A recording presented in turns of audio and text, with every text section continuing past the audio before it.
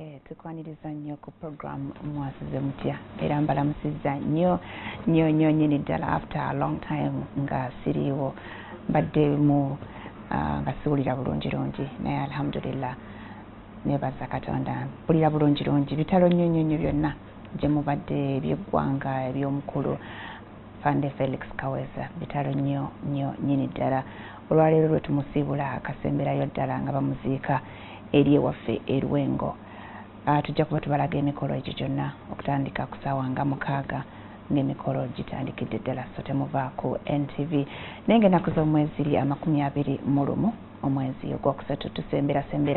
tunatera okuyingira ogwokuna bwe gutyo omwaka bwe gutambula and before you know it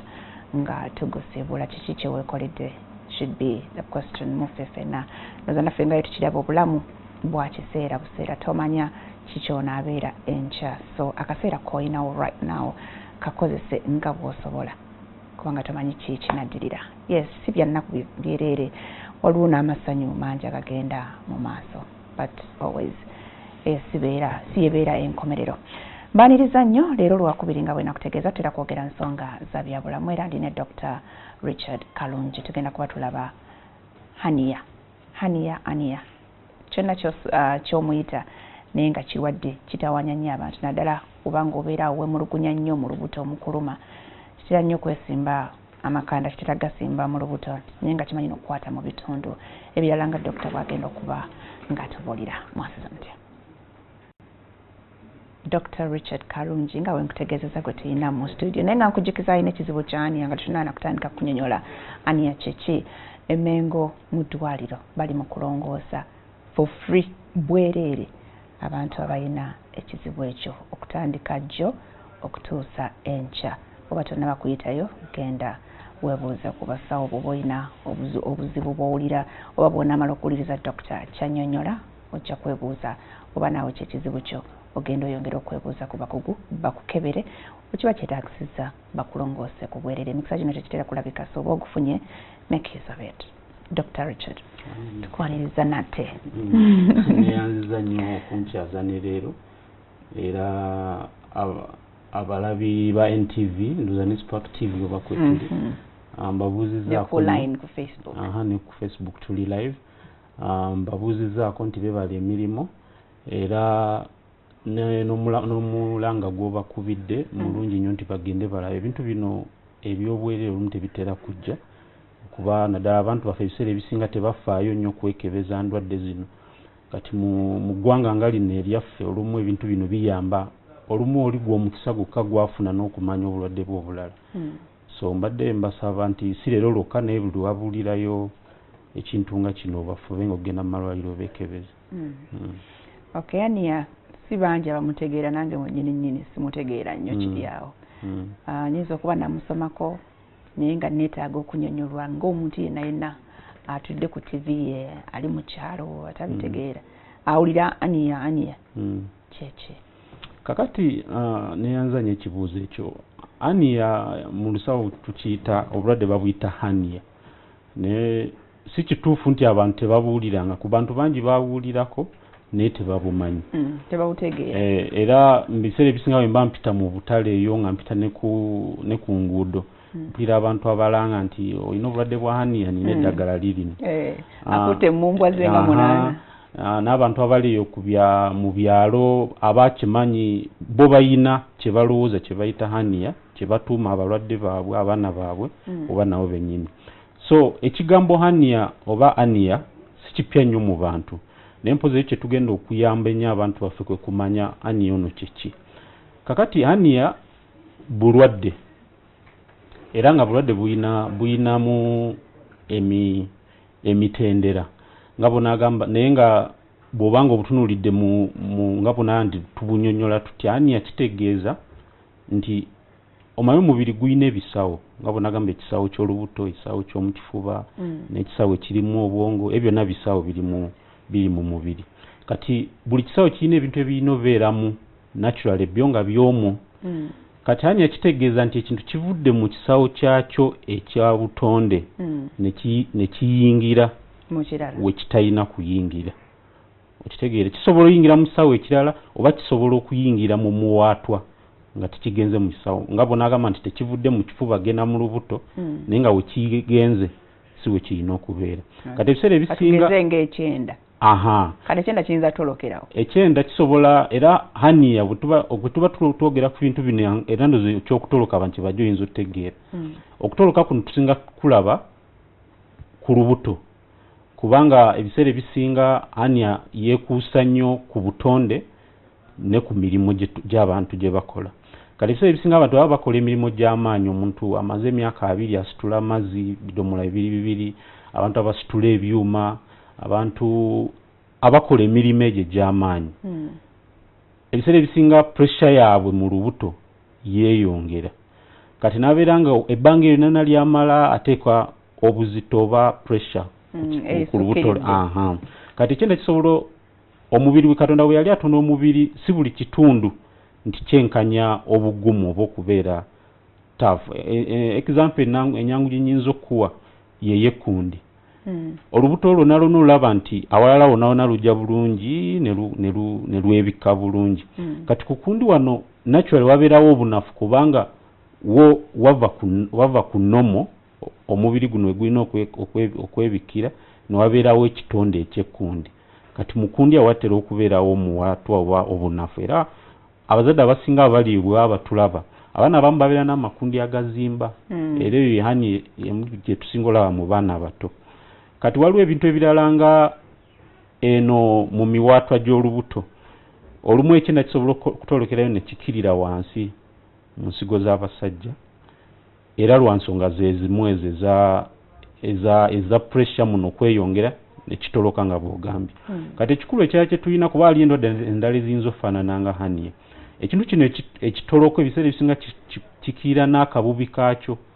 era oli bw'atuukayo kuba bw'omanya nti bino ebiri wano byawo oba si byawo ng'obitunuulira nti ebize naki nti ebize nekino kati awo kiba kitegeeza nti waliwo kivudde kireseewo ekituli kireseewo asamye kakati ate kituli wekiyita omanyi kati kankuwa example kati ng'ebyenda byaffe bibeera mu lubuto tekitegeeza nti bijjuddemu tewali space yonna yonna gye baleseemu nedda naye nga webitolokera ebiseera ebisinga kuba kati ekintu bwobanga otadde amazzi mu kadomola amazzi ago okutolokera mu katuli akaliwo kitegeeza nti waliwo force egawa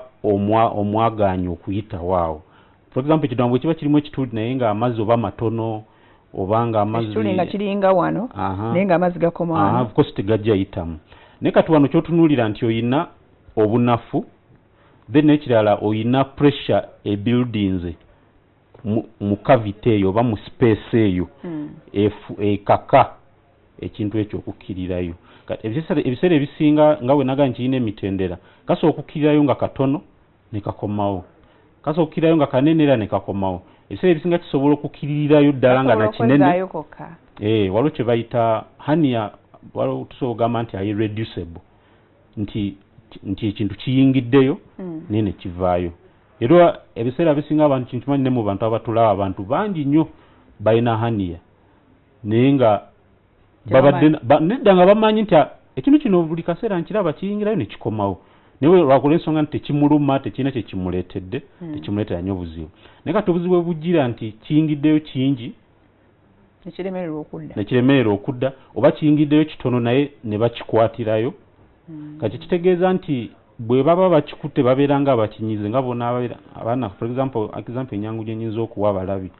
nga bona laba abaana babeera n'engalo omukaaga so esinga bwe tuba twagala tuluggyeko luno tulusiba ne tulunyweza kati bwe tulusiba tukendeeza omusaayi ogubadde gulugendako ne lufa ne lukutuka kati n'ekyenda kino oba ekintu kyonna ekirala ekitolose bwe bakinywerezaayo nga tikyafuna musaayi kifa kati bwe kifa n'okukinywerezaayo kitegeeza bwe kiba kyenda kitegeeza nti kuba emmere yeetambula nga bweyina otambula kati bwetuuka awo eba tekyalina weyita omuntu ng'oyo ekyenda kisobola okwesiba n'ekyokubiri ekyenda okufa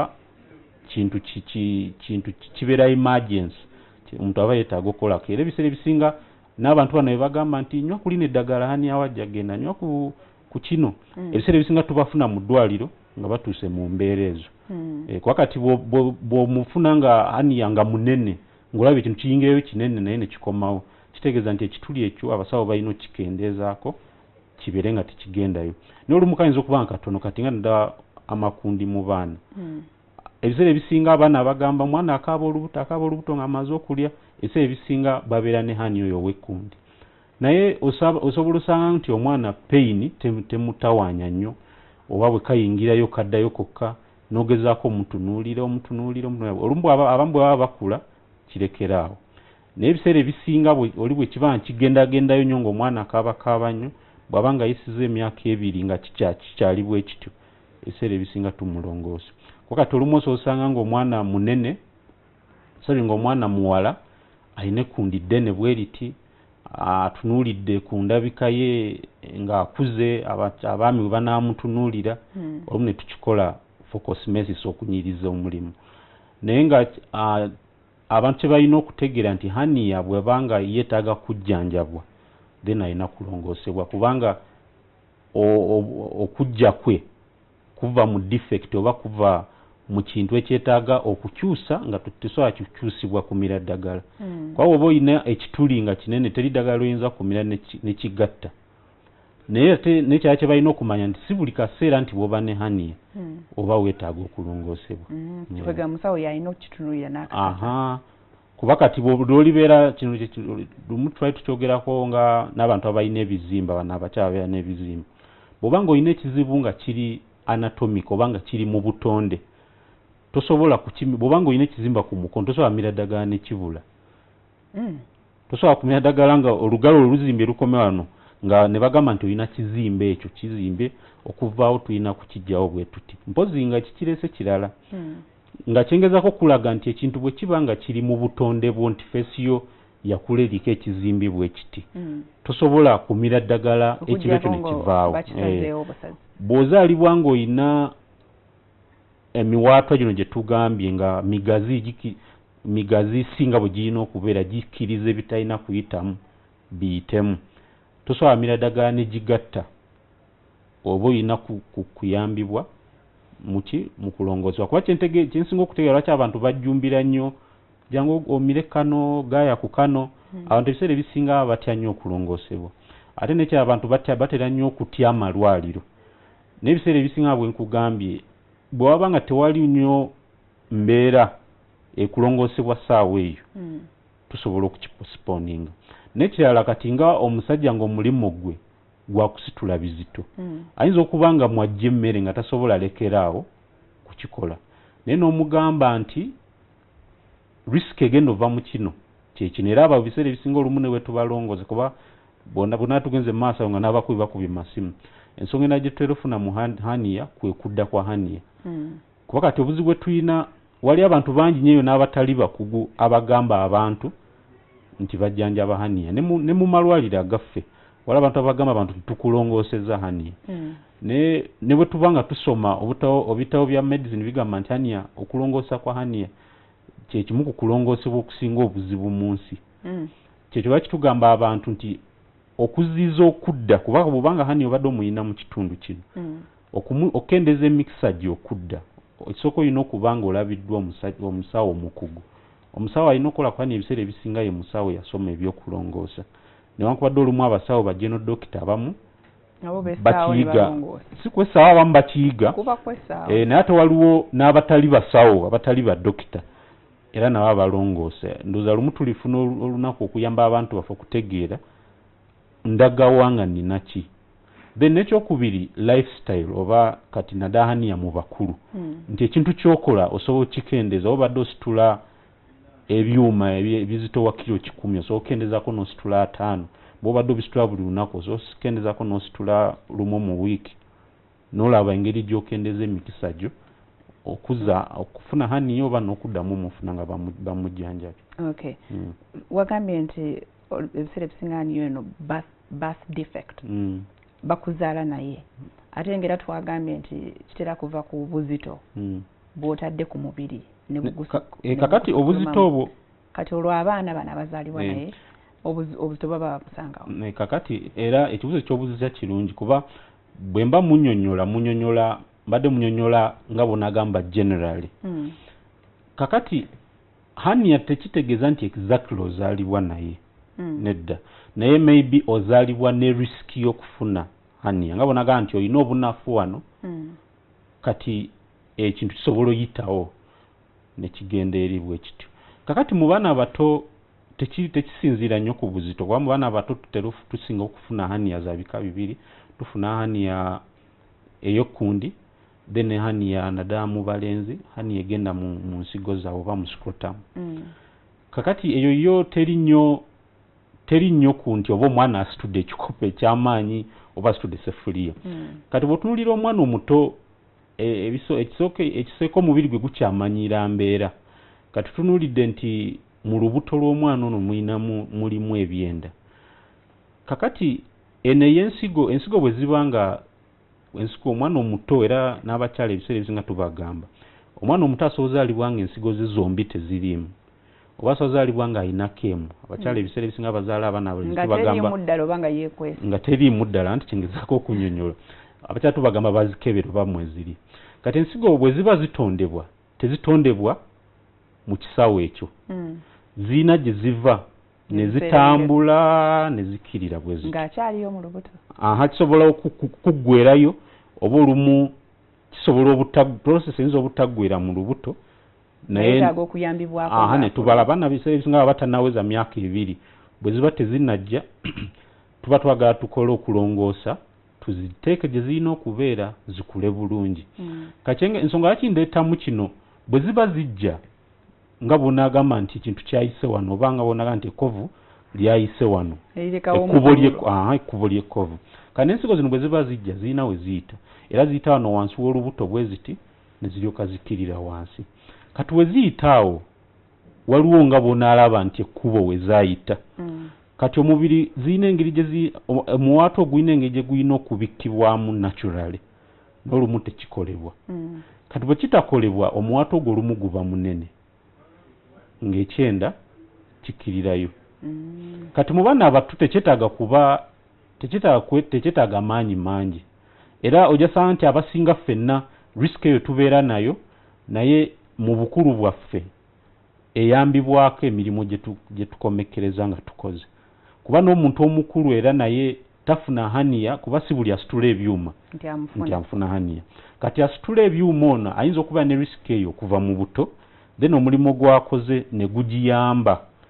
kwali twagamba nti endwadde zonna zonna zetufuna zigendera ku bintu bibiri obutonde oba kyetuyita engeri gye watondebwamu then environment kati environment erimu ebintu bye tulya erimu ebintu bye tukola erimu ebintu bingi nnyo bwe bityo bye biyamba kino redde ekiri mu ggwe ng'omuntu okugyayo obulwadde kati mu baana bato ebiseera ebisinga tufuna ezo hania ez'ebika ebibiri ezo si nti lw'amaanyi naye lwa butonde kati mu bantu abakulu era risiki y'obutonde weeri naye n'ogattako n'amaanyi gakozesa okola emirimu gye kati ate neyekkundi yeva kuki kakati eyekkundi ebiseera ebisinga kuba eno yo tugiraba nnyo mu baana abato naye ne mu bantu abakulu tetera naye tusobola ogiraba kati mu bantu abakulu ate bo tulaba nnyo ku hania eno ey'akabutobuto wano abantu we batera okukaabira alusaz akabengo kamusinga akabutobuto ako olumu tulabawo hania gye bayita epigastric hania omukyala omuntu omukulu naye asobola okufuna ey'ekkundi oba gye bayita umbilical hania abantu abakulu basobola okufuna zino eza wansi bazita inguinal hernias hania ebiseera nazo zibeera zizimbye hania ebiseera anti twagambye omuntu yenna yenna awuliriza ayina twala ebintu bibiri nti waliwo ekintu ekivudde wano ne kidda wali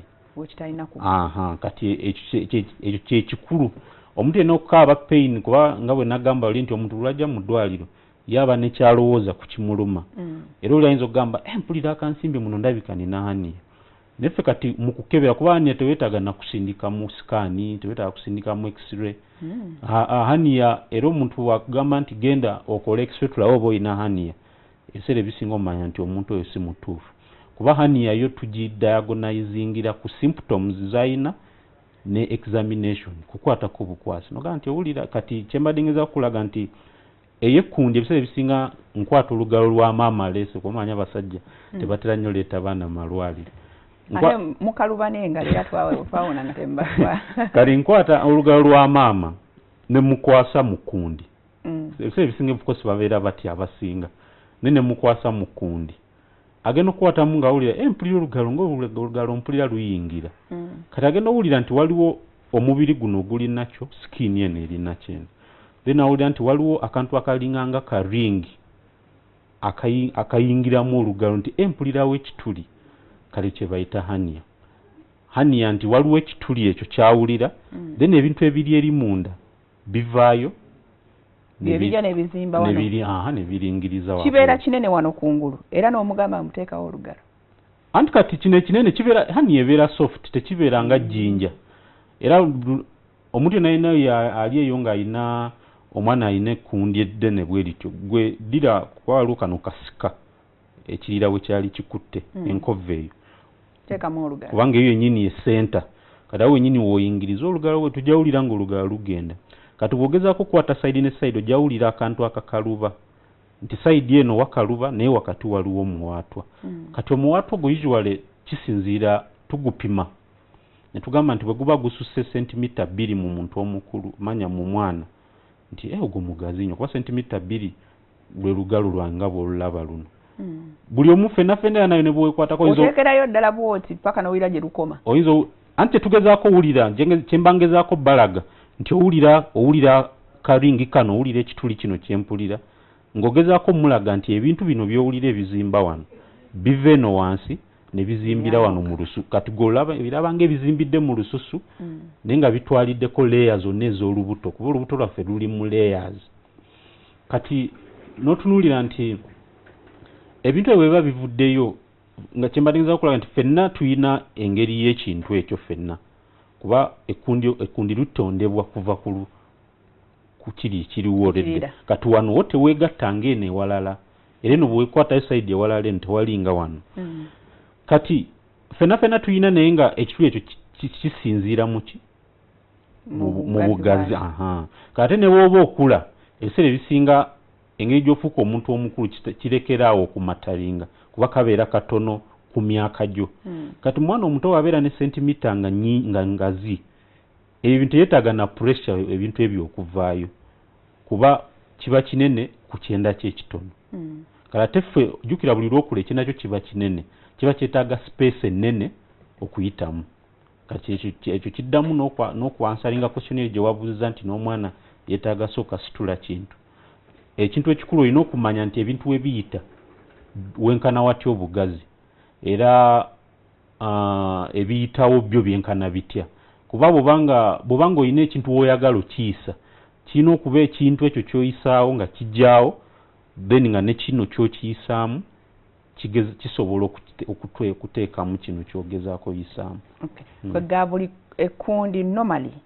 liba lirina kuba nga likomawo kwennyini ku lubuto oba okuyingiramuko katono nnyo kasali protruding nga ne lifuluma ebweru oyo hania kakati naye nga of course nga bw'omanyi bwe tutondebwa ffenna tetufaanagana ne bw'otunuulira omwana wo bw'obanga olina omwana ne bw'omutunuulira ne mwana munne gw'ozadde tulina engeri gye tutondebwamu era engeri gye tutondebwamu kyekyo lwaki omuntu amala emyezi 9 mu lubuto buli mwezi buli wiiki wabeerawo ekikolebwa ku ggwe kati nga bonaagamba nti omuntu olugalo luno lwali lulina kubeera bwe ruti naye ne lutawanvuwa kutuukaawo buli kintu kyonna kyonna ky'ofuna kirina information etambuzibwa ng'okyali mu lubuto nti kati teeka ennyindo kola ennyindo ebeere wano kola olubuto lubeere wano teekawo ekintu bwe kiti kati ekkundi lyo omugaso gwalyo ekiyira kino ekiva ku mwana kigende ku placenta oba ku mwana oyo gwe bayita okubiri okiyita kati kyo nakyo kya butonde nti ekkundi lino omugaso gwalyo gwegwo si nti oba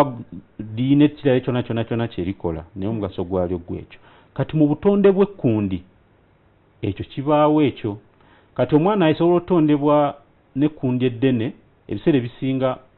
lwakuba alina defect eyo wano oba ekizibu mu butonde obwo naye ekkundi okulabikanga eddene ate nakyo tekitegeeza nti kuba ekkundi lisobola okubeera eddene naye ng'ebintu ebiri munda tebivuddeeyo naye ate abantu abalina amakundi amanene risiki yaabwe kuba omuntu okumanya obulwadde bw'anaafuna otunuulira ku kiki kyolaba kati nogamba ekifuba ky'ono omuntu nga kivuddeyo nnyo omutima gwe tegubanga gwakola bwe guti nti omuntu ono nga omukono gwe guzimbye wano tabanga munda alina ekyakola bwe kiti tukozesa ebintu bye tulaba wabweru ne tumanya kiki ekyandiba munda Okay. Ogambye oli bwajja temwetaaga nagenda mu scan otunulako n'okwata nako. Okwatako osobola no waliwo ne symptoms for example. Naye kati bebyo byogambye omwana ekina ne kikkirira eno wansi mu nsigo ze. Ekyo nakyo osobola okitunuulira kutunuuliza n'okiraba oba okwatako. Kakati ebiseera ebisinga omuntu wabaze mu ddwaliro tetugamba kizibu nnyo omuntu okujja n'agamba nti kosa abamu kati nga bwe tuyigiriza wano abamu bakiyiga ne bamanya nti ono ye haniya mumanyi. Naye omuntu osobola okujja nga olina symptoms za haniya naye ng'olina n'ekizibu ekirala. Kuba abantu baffe olumu bw'oba oyogera nabo asobola n'ekizibu ekirala omusawo n'amugamba kola scan n'agamba ffe batugamba mu haniya tetukola scan. Osobola okuba n'ekizibu ekirala ne haniya okuba haniya ekiseera ebisinga abatazaawo haniya wakuleetera mu ddwaliro aba amaze akaseera tajjaawo n'ogamba nti leero jo leero nazuukuse nga nina haniya naye kyofuna nti ekintu kiba kivaayo ne kiddayo ng'okiraba naye ng'ate tokola ki mba nkiraba wano ku mubiri. Nawe osobola olaba nti wano nga nzimbi era ebiseera ebisinga history yavaayo bulungi nnyo kabeere bano bajjajja batera oleeta abaana akugamba omwana we bujjo mulaba kukundi awo wazimba n'akaabamuko nekiddayo waba amaze okulya n'akaaba nnyo n'akwata wano nekiddayo n'amala n'azanya bulungi. Kati ebiseera ebisinga mu haniya tuba twetaaga history oyo amaze atali wa wiiki emu atali wa w'ensigo naye oba osobola okukiraba nti kati ate ekyensigo ebiseera ebisinga naddala mu baana abato kasobola okugendayo ne kavaayo kuba ensigo z'abaana abato tekigenda mu nsigo naye kigenda mu kisawo. Kyenjagala abantu bategeere ensigo ebeeramu ng'ogiwulira naye nga waliwo n'ekirala ekiyingidde mu kisawo ky'ensigo kuba n'ekisawo nakyo space. Ate tugambye nti mu space ebintu mwe bibeera tebijjulamu nti ensigo yeefuga ekisawo n'ebeera nti wali walala wakuyita. Kati ebintu ebyo bwe bijja bisobola okugendayo ne bivaayo. Kati omwana omukyala ebiseera ebisinga maama oba bamaama olumu abatasiiba n'abaana waba tali keen ayinza obutakiraba. Kati kyanguwa nnyo okulaba nga kigenzeeyo ne kitavaayo. Nolabya ddala nti sayidi eno ensigo yeekubidde oludda ezimbye ekisawo kizimbye nnyo eno okusinga eno. Ebiseera ebisinga ebimu omwana ayinza okuba nga akaaba oba ayinza obutakaaba ekiba nga kyetuuze nnyo nga kimuluma oba omwana nga tafuluma olumu ayinza okukaaba olumu kiyinza obutaabwa ekityo. Kati ebiseera ebisinga tugamba abantu nti kye balina okutunuulira entambula eno nti ekintu kibadde wano alaba ekizimba naye tebalina okumanya era nga bwe tugambye nti walina okubaawo wekiva ne wekidda kuba kati waliwo ekintu ekirala nga for example emmeeme oba emmeeme ogimanyi emmeeme si haniya kubanga kati emmeeme yo terina nti kisawo kyevuddemu kudda mu kirala. Tugenda kutandikirawo Dr. nga tukomyewo tukyagenda maaso Dr. Richard Kalungi. Dr. okyali eri ennaku zino waliwo ebintu byendimu ne bannange eyo tugenda abantu batukubira amasimu kuba nze ndi nnyo mu kusomesa abantu ebyobulamu kati abantu batukubira amasimu kati nga gwe Friday oyinza obeera wano ku NTV n'ogamba mpuliramuko omutwe olowooza musawo nkole negamba akanzijjawo tulabe ne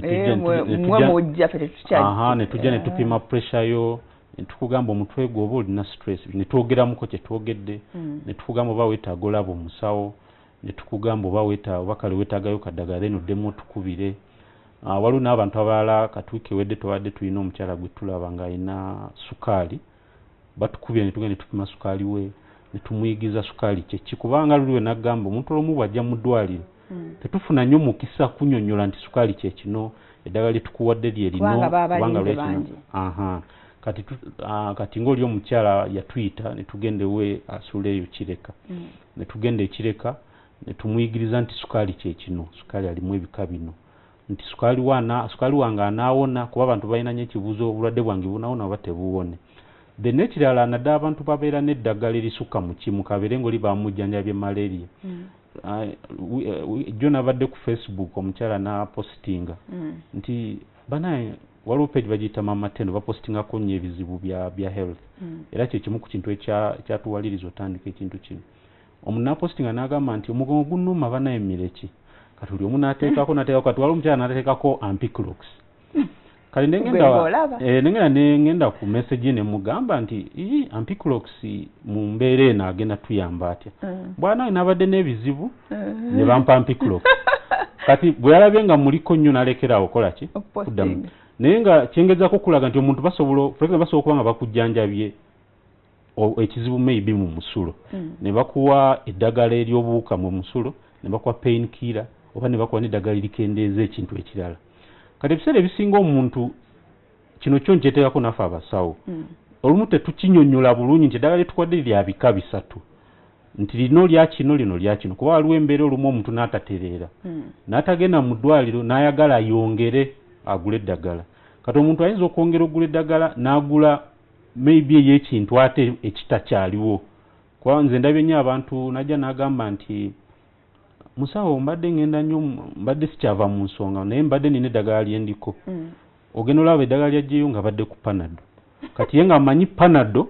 ajjanjaba ekizibu ekyo kati ebiseera ebisinga oli bw'abeera n'obulwadde naddala bano ab'obulwadde obuli chronic buli twali twogera ku pressure era waliwo aba pressure bangi abatukubira ne tumulaga nti kati wa pressure asobola ku ddagala erikendeeza pressure nabeera ku ddagala erigaana omusaayi okwekwata nabeera ku ddagala erikola ebintu ebirala okitegeera kati tumugamba nti lino lya kino lino ogenda libeerako omwezi gumu era ne tufa n'okubateekamu amaanyi ogenda okuddayo olaba abasawo baabwe ffe tetuli nti tujja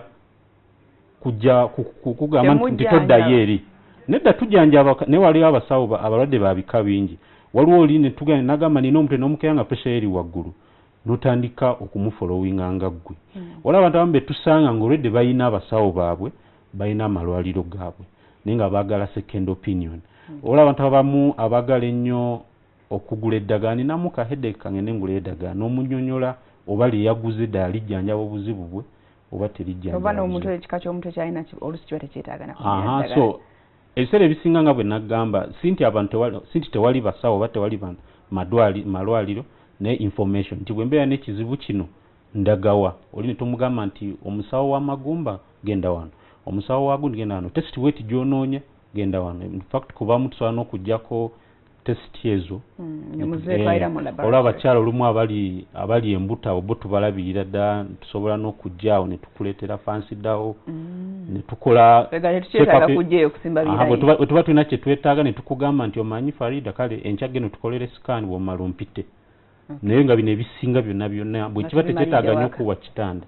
tubikolako obale nnyo Dr. Richard Kalungi katuddemu kamyeni katumulemu katono nnyo tovaawo tugenda kuba tukwata amasimu gammwe n'ekizibu ekyekuusa ku kyetwogerako olwaleero haniya kuba essimu webuuze ku mukogo tukomawo yes webale nnyo kwekumira ku NTV ne Spark TV saako Facebook live kwe tuligenda ku page yaffe NTV mwase mutya olabe otulabira okwo ate teweerabira kutwagala page eyo ejja giraba eriko katik akabulu waliwo ziri endala ze baajingirira naye yaffe eriko katik akabulu meaning eri certified by Facebook. Yes, tulina Dr. Richard Kalungi twogera ku kirwadde ekya ania twongerawo ku kinyonyoka wagambe musobola kirabira ku symptoms oba obubonero obwoleka ania bwe buliwa kakati ania akabonero akasinga okuba akakulu nti waliwo ekintu ekivudde wekirina okubeera nekigenda wekitalina kubeera nekizimbirawo oba nekiddayo ekyo kyo waliwo kye bayita reducible ne irreducible naye nga symptom enene nti waliwo ekikoze movement eyo buli movement yonna ngiraba kungulu oba waliwo ezikola movement eyo naye nga tezisobodde kugiraba kakati ekyo katugeze ekyera nekiva mu kisawo kyakyo nekigenda nekyekulusiza newali ekibumba awo sirowooza musobola okukiraba kakati abantu balina otegeera nga bwe twagambye hani ono general description hani asobola okubeera mu bifo bingi waliwo abantu abamu abafuna ne hania ey'obwongo obwongo ne buhaniating ne bubanga obulingiza wansi bwe buti ezo zebagamba waya zivuddeko nedda obulwadde bw'amaanyi nnyo kubanga kitegeeza nti waliwo pressure waliwo ekintu ekireese obuzibu mu mutwe nekiforcinga ebintu ebyo okukkirira naye ng'era kyengezako okulaga nti walina okubeerawo ekintu ekivudde mu kifo ekimu nekikkirira mu kifo ekirala kyolaba tugambye nti MMS hania kuba eva mu kifo ekimu naye tegenda mu kisawo kirala kati awo tuwulira kamunguluze nowulira ng'omuntu ogwetoloola ekyo kyo kiyinza okuconfusinga abantu baffe naye nga ngezako balaga nti hania takwata mu lubuto mokka naye nga bwe tuba twogera hania ebiseera ebisinga twogera twogera hania ezaawana abantu ze batera okulaba. Wali ebintu ebimu bye tugamba hania ebintu ebimu ne biyita waliwo kano akabubi akabi akawula olubuto n'ekifuba ke bayita diaphragm. Olumu tufuna ebintu n'ebiva waggulu wansi mu lubuto ne byambuka waggulu mu kifuba. Okitegeera? Naye kati ebyo ebisinga ebyo ezo zo ate kati zo cases zi a little bit complicated era zino sizengezaako laga abantu baffe nti bwezityo size twogerako leero ze twogerako yono hania n'omuntu ali yatulaba gwayina nti oyina ekintu ekivudde mu lubuto kiyingidde mu kundi okiraba kizimbye kisobola okuyingirayo ne kisigalayo kisobola okuyingirayo ne kyezzaayo kyokka kisobola okuyingirayo n'okizaayo. Okitegeera? Nyenkizayo nga nkozesa engalo zange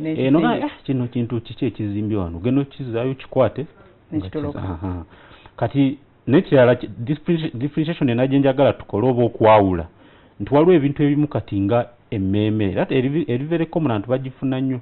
nti ekintu waliwo ekizibu maybe obunafu obuli waggulu eyo oba ekizimbye ekiri omunda. Emmeeme etuula wa exactly munda? Emmeeme ebiseera ebisinga waliwo omanye ekyende ng'egye kijja okuva wano omuntu wafulumira kigenda waggulu ne kyetooloola nga bwe kyetooloola bwe kityo. Kati kirina support eziri nakyo nti kirina okubeera nga kiri kyambuka bwe kiti nga tekikola ki tekidda. Kati olumu okudda kwakyo kisobola okubeera nti kirimu ekizimbyemu ng'abantu abamu abalina ebizimba mu kyenda kya wansi. Okitegeera? Osobola okuba nga ekizimbye ekikiridde kizimba oba nga kyenda kyennyini ekyo kyo mu lusawo bakiyita prolapse naye si hania. Nti omuntu asobola ne rectal prolapse nti ekyenda ekyawansi ekigatta omuntu wafulumira kivaayo ne kikirira olw'ensonga omusawo zanoonyereza n'alaba naye nga nakyo okujjanjaba kwakyo era balina okizaayo ne baddamu ne bakyalayininga bulungi ne kibeera nga tekyakola ki tekikyadda. Osobola okuba nga si kyenda kyekize naye ng'olina ekizimba wansi ekifuluma ne kiddayo. Kifuluma lwakuba bw'ogenda bakitera kufuluma nga bageze kisobola okujja ng'ogenza because of pressure nga kisobola ofuluma ne kiddayo kisobola ofuluma ne kitaddayo. Twalabako olumu omulwadde ng'abadde n'ekintu ekifulumye wabweru okumala ebbanga olumu ayinza okuba alina kyabadde akiteekako ayinza okuba alina kyabadde amya nga bamugambye abantu abamu bwe babeera n'ebintu bwe biti ebitiisa alowooza bamuloze waliwo antambulirako bwe bityo. Kati olumu okutunulira ebintu mu mbeera eyo egaana abantu ng'abo okujja mu malwaliro naye ndowooza tulifunayo olunaku ne twogera ku ndwadde z'emabega eyo kuba lumu ziba nnyingi. Naye kati hania kitegeeza abantu bajja singa zitegeera hania zino ez'olubuto nti olina ekintu ekijja kisobola okuddayo oba ne kiremerawo.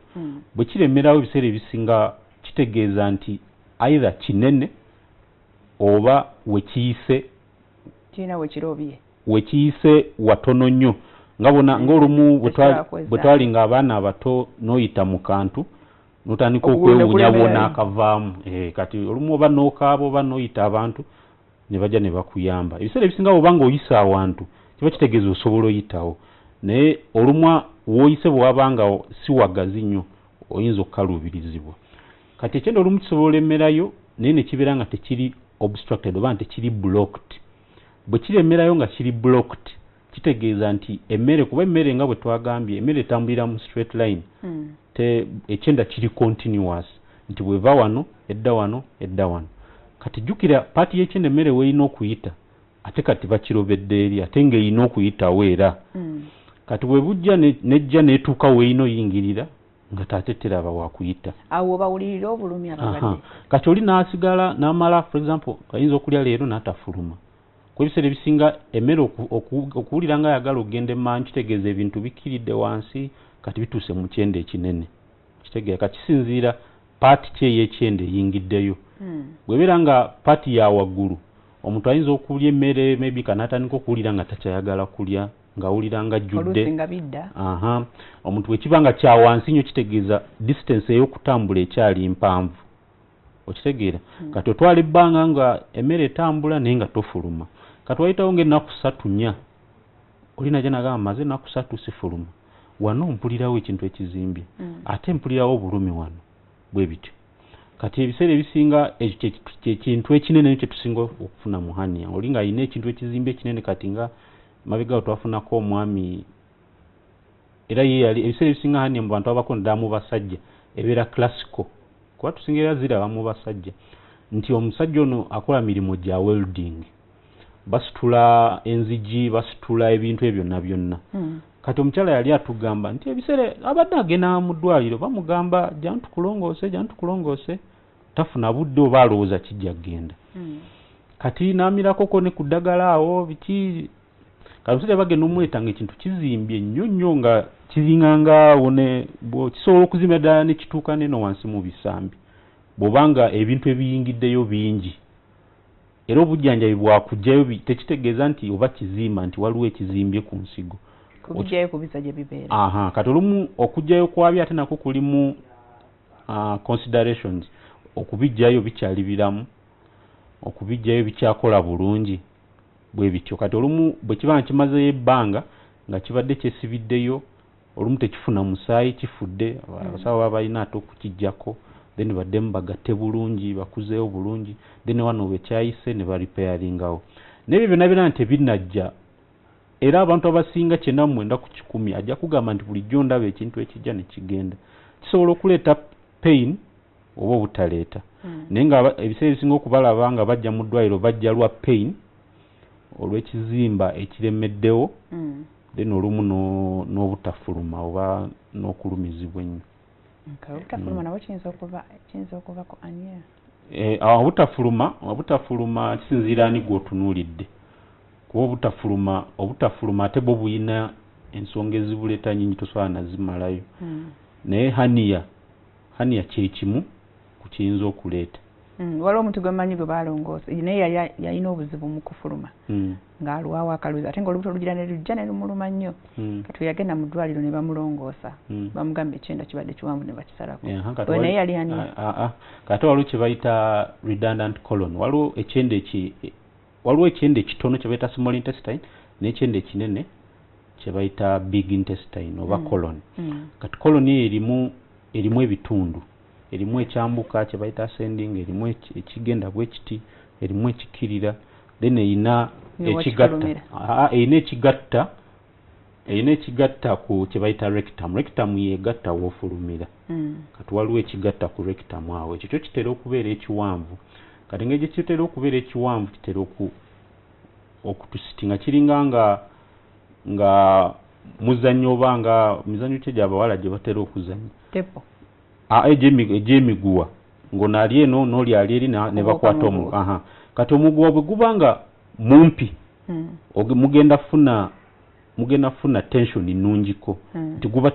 tegulegaya nnyo bwe guti bwe guba nga muwanvu nnyo kitegeeza nti bw'oguwuba bwoti tegusobola kuwa taani eri bweti bw'oguwuba bwoti nga muwanvu nnyo gugenda kwewuubamu nga gutwisitingamu wano wakati kati nakyo bwe kiba nga kiwanvu nnyo olumu era tukiraba nti kitwisitinga nekibeera nga ekibadde kirina okutambula straight kikavinze bwe kiti kati bwe kikavinga bwe kiti emmere nga bwe twagambye ngaera gye tutandikidde eri emmere ye egoba ekkubo limu era yo bwesanga obstacle ng'ekomaawo kati okusinziira obstacle weeri bw'ebeera wansi nnyo olumu sobola okulya ne wiiki ebbiri nga tewali buzibu buliramu kapeyini kati ogenda olaba nga umaze wiiki namba tofuluma bwe kibeera nga kintu kiri kuba kati ekyekyenda ekinene kiri wansi nnyo okusinga ku kyenda ekitono kati ate yo redundant colon yo is just twisting oba okwetooloola oba bakiyita batya mu Luganda maybe okwefunyamu kw'ekyenda kye bayita sigmoid colon naye ate hania tugambye nti ekyenda kiba kirina okuva we kiri ne kibaako we kiyingira ne bakikwatirayo ne kiryoka kigana emmere n'eryoka ebeera ng'ekalubizibwa oyitawo naye ate waliwo n'ebintu ebirala bingi nnyo ekintu kyonna kyonna ekiziba ekkubo ly'emmere bino bingi nnyo ebikikola ekintu kyonna kyonna ekiziba ekkubo ly'emmere kireeta okwesiba naye ate kati obutafuluma nate waliyo okaluubirizibwa kye bayita constipation okufuna constipation teweetaaga kubanga ekyenda kyo waliwo ekizibya emmere naye bino oba olidde bubi olumu tulaba abantu abalidde obubi abantu abatanywa bulungi mazzi kuba kati emmere bwetuuka mu kyenda ekinene omubiri gugezaako okugyamu amazzi ogakekkereza mubiri kati olumu bwe kisikamu amazzi amangi emmere esigalamu ng'ekalubye ennyo ng'amazzi mangi bagaggyemu kati lwaki tugamba abantu lya nnyo emmere nywa nnyo amazzi lya nnyo ku bibala bino fruits vegetables ziyamba emmere okukola ki kubeera ng'etambula bulungi ekibumba nakyo kisobola okuva mu kifo kyakyo nekidde wala nekibaako wekyesonseka kakati kiri common mu byenda nakyo ekirala nekundi anti kati waliwo site oba hania waali kye bayita hania site nga bonagamba ali ku kundi ali mu kisaawe ky'ensigo naye ekitambula kyekikyuka osegera nga bonagamba nti just ekirira waliwo bakiyita akabubi waliwo akabubi akabika ku kyenda olumu osanga kokka ke kayingiddeyo nga teri kyenda kiyingidde kati nange nembuuza ekibumba nakyo kisobola okutambula kakati kyenge badde ngeza okulaga nti ekyenda nga bwolaba era abantu abasinga bali ebibumba ekyenda we kyawukanira ku kibumba nti ekibumba kitundu kiri mu kifo kimu ate ekitundu ekyenda kyo si kyamuguwa ekibumba ekibumba si kyamuguwa bw'oba ng'olidde emmere egundi ebyenda mu mubiri bibeeranga emmere etambula bweti mu kyenda naye ate ekibumba tekitambuza mmere era emmere tegenda mu kibumba ate ekibumba kiri mu pozisioni yaayaawo kingabonagamba nti omupiira ngutadde wano guli awo teguvaawo kyekimu ne kidney n'ensigo kati wantutunulira kye bayita mobility oba entambula y'ekintu nti ekintu kyanguyibwa nnyo okugenda mu kitundu bwe kitalina kubeera bwe kiba nga kitambula nga bonaagamba nti omwana omuto bw'oba nga obeera nyewaka oliwa emikisa mingi nnyo nti tojja kufuna buzibu bw'oba nga otambula n'ogenda wali ogenze n'oyiwa emmere y'abantu wano ogenze n'ovuma omuntu kati n'ekyenda bwe kiba tekibeera mu kifo kimu kibeera mu eri eyo naye nga kitambula nnyo bweki abantu betulaba nga ekyenda kyafuluma wano era nga wafulumira oyo naye aniya kakati ate nga kyafuluma kyokka oba nga abasawo bakikolera mu ddwaliro kakati waliwo kye bayita colostomy era ndowooza abantu abamu ne lujjuza awo nalabako ku Facebook waliwo omwami yali anoonya obuyambi ng'omwana we alina colostomy wano kati colostomy kintu tukikola mu ddwaliro ng'omuntu alemereddde ofuluma nedda tusobola okuba nti alina ekizibu kyazze nakyo obutafuluma kiyinza okuba nti kimuleese kati nga ekimuleetedde obutafuluma nga talina katuli kafuluma nedda ate kati ekyo kyo kyanjawulo kuba abatabeera na katuli kafuluma babeera baana bato era eyo operation ebiseera ebisinga bagikola mu nnaku 7 egisooka eyo bagiyita imperforate anus ng'omwana talina wafuluma kyobola ebiseera ebisinga omuntu nga tanafuluma mu ddwaliro mugulawo oba mumuyisa mu kyenda nedda kati oyo ye kye bakola omuntu oba nga bonaagamba nti wano tewabaddeewo kintu nkitaddewo kati abasawo basobola okusalawo nti ebiseera ebisinga bwe bamala okukolawo baagala barestingewo oba olekeko nga bonaagamba nti oluguudo ono tulukoze leero musooke mululeke kati bwe bakola gundi eyo omuntu wanaafulumira bateekawo colostomy wano colostomy alternative oba nga bonaagamba nti kati nfulumira wano gira ofulumira wano mu nnaku bwe ziti ojje wano tubikewo naye kati kyembadde ngeza okulaga nti omuntu ayinza kati ekyo eyo pikica eri mu baana bato kuba tosobola kuzaala abantu olinawo ofulumira n'oweza emyaka 2 oba 3 nga tebakolangako eyo operation tusinga giraba mu baana batanaweza na wiiki bw'ozaalibwa nga tolinawo ofulumira bwesukka wiiki emu aba agenda kufa bufi nedda kuba aba alya nedda bwetaavu bw'ekintu nga bonaagamba nti leero nina okukola ekintu kino anti waliwo abantu mu kyalo mu byalo eyo ng'omwana bamulaba tafuluma naye ne batakifaako oluusi nga tebamanyi nakumanya oba waliwo omuntu azaalibwa nga talina waafulumira ebiseera ebisinga tugenda mufuna mu ddwaliro mu nnaku ezitali nyingi ekyo kyofe tukimanyi tukisuubira era tukiraba nnyo abantu bava neyeewala nnyo eyo kuba ne maama wadde kyetagana kuba nti oli oba oli yasoma nnyo bamaama ebiseera ebisinga batubuuza ekibuuzo kino kiri very common omwana anaafuluma ddi okitegeera nti ennaku ziweze bbiri omwana muwa amata tomwali neki musawo omwana nga tafuluma kati usually ekyo kituleetera oli ne bwaba nga teyafaayo kebera kikuleetera ogamba yo naye omwana ono ayina waafulumira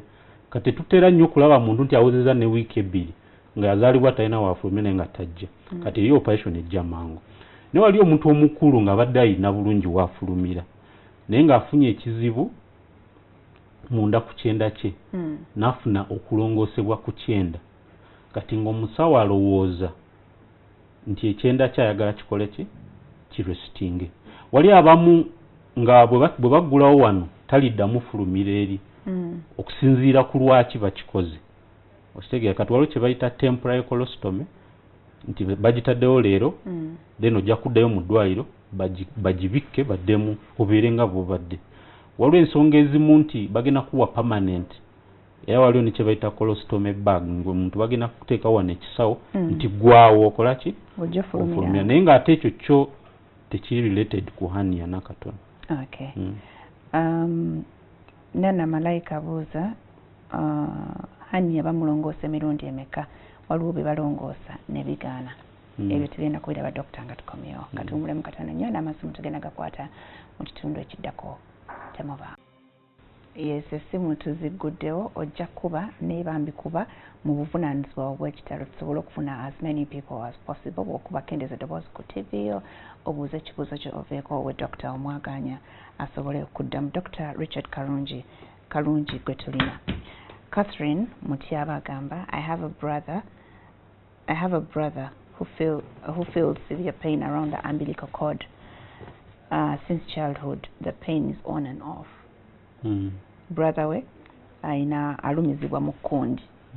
oba kati alina emyaka emeka kyesimanyi naye badde on and off. Akwata tubulidde emyaka emeka naye nze kyogeza bw'otunuulira kye tubadde tunyonyola ne kyagamba ekivaayo nti on and off. One of the characteristics oba characteristics kyeki mu Luganda ndowooza enneeyisa oba kwotegeera hernia nti nga bwe ŋŋambye nti omuntu ajja watuukira nti yeetaaga obujjanjabi obwenkomeredde nga ekintu kimaze ebbanga kati ekimu ku bubonero nti pain eyo ejja nga bwegenda kati lwakuba tetutegedde emyaka gya muganda we naye ndowooza okukakasa oba hernia oba si hernia yandibadde afuna engeri gyakeberebwa omusawo n'amubuulira. Okay, ate mukyala agamba Kitio Maria agamba my baby cries a lot while doing poo, yet the poo is soft but he cries a lot. Aba baby wine emyaka emeka semanyi ayinza okuba kyali myezi. Crying omanyi kati ebiseera ebisinga mu baana abato abo okukaaba ogezaako okukikwataganya ku biki ebigenda mu maaso awo naye nga maama we waabanga akakasiriza ddala nti okukaaba kwe kubeera ng'afuluma wokka naye nga tekubeerawo okw'amaanyi mu mbeera ndala then tuba tulina okumanya omwana wabanga alina emyezi 2 waliwo ebintu ebirala abaana bye bafuna mu bbanga eryo nga si hernia. asobola okuba olumu ng'alina n'omusaayi ogujja mukke mabega akatono, asobola okuba nga alina embeera y'ekyendo okuba nga kiyingira mu kirala, tukiraba nnyo mu baana abato ab'emyezi oba n'ebintu ebirala ebireeta obulumi munda. Ayinza okuba nga si hernia, ayinza okuba nga hernia. So okukaaba ennyo nga kyo tetusobola kuteekawo omukono ne tugamba mbu oyo hernia. Bagamba alabe omusawo. Okusinziira ku myezi ku bbanga lyaliko tusobola okutunulira mu mbeera endala tulabe kuba nga bwe tugambye hernia olina otunulira omuntu ali mu bbanga ki akola mulimo ki bwe bityo kuba waliwo omuntu ajja n'agamba musawo nina emyaka bwe giti nkola emirimu bwe giti nga tonaba namukwatako n'omanya nti mu bintu byayogera most likely it is hernia. nosobola osanga omuntu nga agamba olubuto lunuma kuba olubuto lwonga omuntu agamba olubuto kumuluma mu lubuto mulimu ebintu bingi bisobola obbaamu so kibula nange nagambye nti pain erina okuva awali obuzibu bwe kiba nga kirigirese for example obanga olubuto okyenda okwesiba osobola okufuna kati ebintu ebinene nga olubuto okuzimba olubuto lwonna okuluma naye olubuto lwo nga lwotandika nga lukuluma nga lwoterabako kintu nga byetwogedde osobola okuba n'ekintu ekirala. Okay. Aisha Kamara abuuza, my 2-year-old gets swollen around the penis and the doctor says he might need an operation when he becomes 5 if it doesn't go by itself. He has no pain though. Can it be treated without an operation? Swelling around the penis. Oyo ndoza bwe tunaatubawadde enamba ajja kumpeereza ku kifaananyi oba ku WhatsApp tulabe kubanga around the penis simanyi oba ategeeza mu kisawo simanyi oba ategeeza ku penis yennyini kati kubanga a swelling around the penis would probably be something different okira naye ate ayinza okugamba around ng'ategeeza nti mu kisawo mulimu ekizimbi wakati ate ekirungi kyalina nti yalabye omusawo bw'aba yalabye omusawo era ndowooza kyolaba kinadde njogerako wali ayinza okuba nga omusawo maybe yamunyonya naye nga tebaakwataga teyategeera bulungi kyeyamugamba imagine nga mwana we nga bamusala naye ate n'ekirala nti information kiki ky'oyina lwaki okiyina kyetaaga ki eyinza okuba nga teyavaayo tebamunyonyola bulungi okay aliko simu hello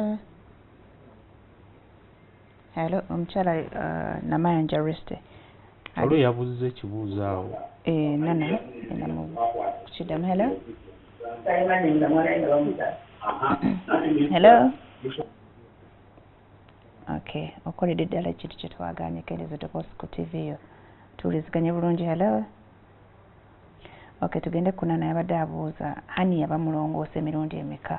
waliwo bye balongoosa ne bigaana hello musawo nze nina ekizibu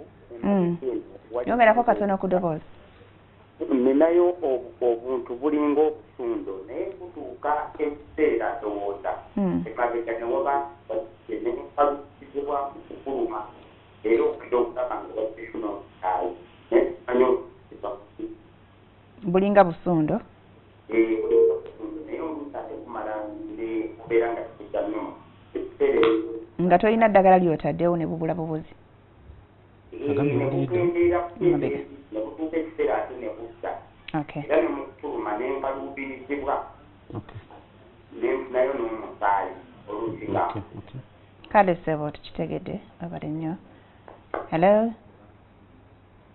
hello toketudde mwoyo bw'aba afuluma alinayo obusundosundo kakati omanyi ekigambo nsundo ebbanga limaze nga ndaba abalwadde olumu omuntu ayita ensundo naye nga kyategeeza ate kiyinza obutaba nsundo kuba kati wano tutunuulira sayizi y'ekintu ky'ayina naye ndowooza kyensinza ofuna mu bintu bye nti talina kamu naye alina bungi kati ono ekisooka tulina okumanya kafaanana katya era kalimu ki okitegeera kati ate bw'agamba ku musaayi waliwo ebintu obuzimbe mabega eyo for example bwe tusinga okulaba babiyita piles oba hemorrhoids busobola okuzimba emabega oba ne butandika busobola ozimba wabweru oba ne butandikira munda ne bufuluma wabweru kati olumu bubaawo nga tebulina nnyo buzibu kuba ensibuko yabwe eva ku ntambula y'omusaayi emabega eyo naye olumu busobola okwepika ne buyingiramu omusaayi ne bubeera nga buluma nnyo era olumu ng'oli ne waba afuluma akaluubirizibwa kati olumu n'omusaayi naye ate omusaayi we guba guvaawo tugutunulira mu ndoza engeri nga nnya nti omusaayi gujja oli tanatandika fuluma oba ng'amaliriza omusaayi gujjira mu bubi nga byegasse oba gujjira kungulu ku bubi oba ku tishu kati bleeding eyo kyetugezaako okulaba nti twagala tumanye bleeding eri wano okumpi eri mu kyenda wali eri waggulu eri kati nga abantu abamu abalina ulcers waggulu eno bableedinga era bo batera ofuluma obubi nga bwa black kati okubleedinga emabega mba njagala njogere naye ndabe line ki bwe banga eri fresh blood ejja amaze ofuluma Okay. ejja yegase n'omusaayi then obuntu obwo obuzimbye bufaanana butya buvaamu amazzi buvaamu ki olumu ebizimbe emabegga eyo olumu abantu oba oyagala omukebera akawuka olabe oba talina buzibu bulala bwonna. Okay, nozabo tunamu enamba ajja kuba akutuukirira mweyongera okwennyonnyola. Aliko simu. Hello. Hello. Hello. Hello. Hello. Wanji sebo. Je baliko nyawo. Kale sebo nawe je baliko. Sasa nze myaka musanvu. Wanji nkaga mu musanvu. Atano mwezi. Yesebo. Nakebeza kali mulina. Towina. Amina. Nekwesa mulina. Amina. Naye ambera mfuma kitabu kumpulisera natara kutewecho. Obeera okola ki buli kiseera? Kutewecho buli kiseera. Omusulo oba Ya natara kutewecho. Oba kinza kuteera kyekyo. Oba onywa nnyo? Okunywa amazzi terokanywa nywande gawerako nako ndoli ne ku ssaawa nga 2 oba okyanyweza akawungeezi? Nkero kanywa okutandika ekulaawo enywa caayi nywa nnyo ku ssaawa eyakawungeezi ntera okunywa ebikopo nga 2 ebinene ebya caayi biggama. Okay. Naye ng'ofuluma emirundi emeka? Geraageranya ekiro kimu ofuluma emirundi emeka? Okufuluma emirundi 5. Naye ate tukulumisa kubanga nafunye chance okulona ekitwala bulungi kifuluma naye ate okuba tuganya okafulumira ku mukumu.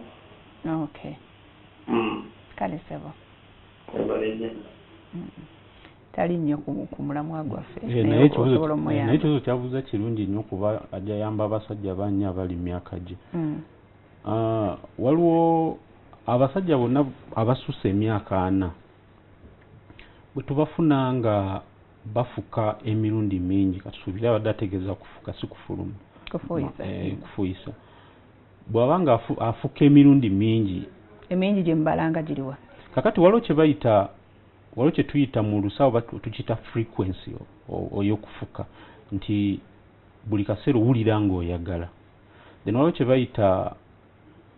waliwo okufuluma omusulo omungi naye wano tetulaba nti buli omu buli kaseera oyagala ogenda naye ng'ate k'ofuluma si kangi ate nga n'ekirala ne bw'ogufuka teguggwayo gusigala olumu gutonyerera then n'ekirala waliwo kye bayita okufukenya ekiro nti omuntu yenna nze ebiseera ebisinga bwe neebaka ku ssaawa 4 ez'ekiro nsozuuka ku makya nga sizuukuse kufuka oba kale bwe kiba ddala kiwayiza nnyo abantu abamu tukusuubira kizuukuka omulundi gumu naye gwe tunuuliramu embeera ng'omuntu azuukuse emirundi 5 okufuka mu kiro ekitaweramu na ssaawa 10 kitegeeza nti waliwo obuzibu ne bw'aba ntanagenda mu ddwaliro mirundi mingi ndaba n'abakyala ne bw'aba yanywedde nnyo for example agenda kwebaka ku ssaawa nga 3 tugeze ne bw'oba wanywedde nnyo era glasses zange 5 ez'amazzi ne bw'oba wanywedde nnyo tofuluma tozuukuka 5 nsobola okunywa ennyo nenzuukuka gumu otegeera bw'ogisukka 2 oba 3 kiba kisi n'esatu era nze ndaba giba mingi kuba gwe tunuulira abantu tunuulira embeera omuntu yenna ali eyo njagala kubemu akafaananyi nti mu kiro ggwe ng'oli bulungi ozuukuka okufuka emirundi emeka omuntu nga weebase na bulungi oyinza omalako ekiro nga tokoze eki tozuukuse kufuka katutunuulira ebintu bibiri tutunuulira obungi bw'omusulo gw'ofuluma then n'emirundi katonda ayinza ekikuzayo emirundi emingi kiri nti kuba akawago kaffe ngeri gikakolamu ensigo bwe zimala okuzaala omusulo ogwo nogenda mu kawago bw'ogenda ogufuka olina okugyayo ogusinga obungi kati oba tozeemu kunywa idea tekikwetaagisa nnyo okuzuukuka mirundi emirala 2 naye ono ekimufuse emirundi emingi agenda n'afukayo mutono era bwamubuuza obungi ajja kugamba nti afuka mutono n'addayo era n'afuka mutono n'addayo kati ojjasane n'emirundi 5 nga tegiri nnyo apart gisobola okuba nga gyeriraanye nnyo ate ng'olumu omusulo gusiba gutonyerera mu mpale kati omwami naye nasuse waliwo kye mbadingeza ko nti n'abakyala ebiseera ebisinga obuzibu tuyetera ofuna abantu bafaanaganya nnyo okufuka ennyo ku sukaali yes abantu abalina sukaali bafuka ate bo bafuna kye tuyita nti bafuluma omusulo mungi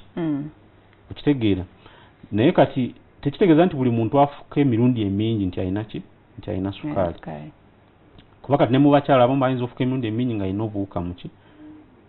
mu kawago oba mu sisitimu y'omusulo naye omwami yena alina asusa emyaka 4 bw'aleeta symptoms ezo bwe zityo tuba twagala tusooke tulabe sisitimu ye ey'okufuka sisitimu y'okufuka eyo twagamba nti erina oluseke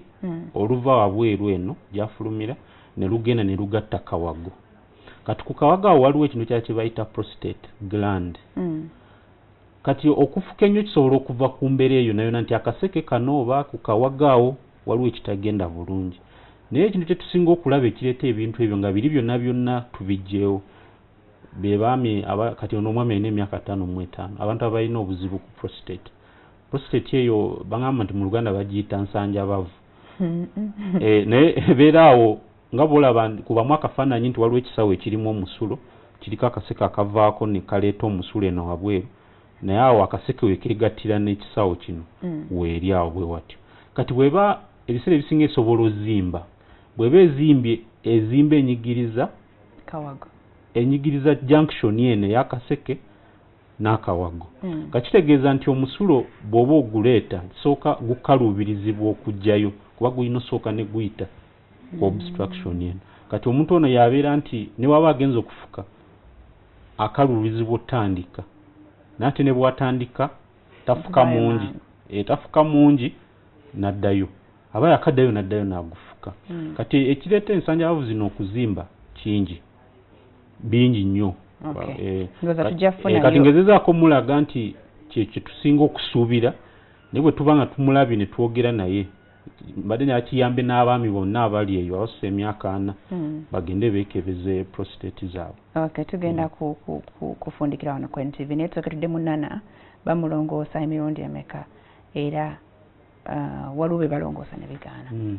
kakati kino nakigezaako nekikonako nga tutandika twagambye nti si buli alina hania nti alina okulongoosebwa waliwo ensonga lwaki tulongoosa hania nga ekintu kino ekifuluma we kifulumira wanene nnyo oba nga kigenzeeyo nga bwe kigendayo tekidda oba nga omuntu ali mu bulumi ekyenda kyesibye ensonga ezo bwe zityo kakati bwe tutuuka ku kulongoosebwa ani yalongoosa kintu kikulu nnyo kuba nze ndabye nnyo abantu abalongoosa hania wano mu Uganda bangi nnyo naye abasinga abamu basobola okuba nga si batuufu kati hania ayinza okudda olw'ensonga nti eyakulongoosa ogwasooka teyali mutuufu n'ekirala ayinza okudda nti emirimu ekintu ekyakuteeka kufuna hania luli ne kakati kikyaliwo asobola okudda wano we balongoosa oba awalala we batalongoosa ebiseera ebisinga babanga we balongoosawo bulungi tatera nnyo okuddawo naye asobola okujja mu kitundu ekirala newembanga sizzeeyo ku kiri ekyamuleeta ebiseera ebisinga ekyamuleeta bwe kiba kisigaddewo we tutera kiraba naye nga omuntu olina okukakasa nti first of all ogenda okukkiriza nti bakulongoosa alina kusooka olina okukakasa nti banongooseza kyekino ate nti ddala kyetaaga kulongoosebwa kuba wali ekibuuzo nti bwe mba sirongoosebwa siibeere bulungi nga nakyo kyetaaga okukola ki okuadressingibwa bwe kiba kikomyewo era baddamu ne balongoosa mu kifo ekyo kyekimu tuba tetutaddeeko amaanyi mangi of course kati waliwo ebizibu ebyo nti jjukira buli lwe tulongoosa waliwo kye bayita adhesions nti olina ekintu kyosise kyegatta bwe kino oteekawo tension awo oba pressure kati esi waliwo ebizibu ebyo naye era baba balina kuddamu ku repairing awo tukyagenda mu maaso tweyongerayo eri ku Spark TV ne ku Facebook so tovaako amasimu keep them coming naye enamba ya doctor eri 0774 740 070 njidamu 077 474 njidamu okusembayo 0774 740 mukubire wuyo abategeezeza mbu ali mobile akusobola okusanga wonna gy'oli ne mwongera okwogera ku kizibu ekyo kyewemulugunyako. Thanks for joining us. Tuddemu enkya. Nze Farida Nakazibu Sali. Bye bye.